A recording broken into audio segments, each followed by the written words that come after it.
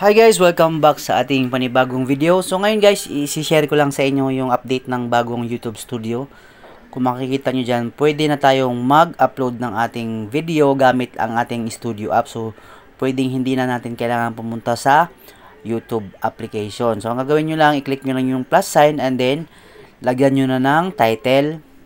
And then pwede nyo na rin iset yung visibility ng inyong video dyan sa YouTube Studio. Yan. Palitan nyo lang ng kung anong gusto nyo ipalit. And then, pwede nyo na rin i-enable ang monetization dyan guys sa ating YouTube Studio. So, ayan. Bago nyo siya i-upload. So, enable nyo lang, i-on nyo lang. And then, pili na rin kayo kung pwede, kung ilalagay nyo, kung saang folder ilalagay nyo na playlist ang inyong bagong upload na video. So, i-on nyo lang yung comment para makapag-comment ang inyong mga viewers. So, ganun lang guys. So, i-edit nyo lang yung dapat i-edit. And then, i-click nyo lang yung submit or proceed. So, automatic yan guys. Kung malakas ang inyong internet, mabilis lang yan siya mag-upload.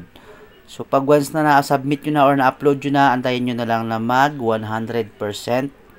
And then, kayo nang bahala kung may i-edit pa kayo, pwede nyo siyang i-edit rin sa mismong YouTube Studio. So, hindi nyo na kailangan pumunta sa browser para mag-open ng inyong YouTube at doon mag-edit. So, pwede na mismo direct sa YouTube Studio apps.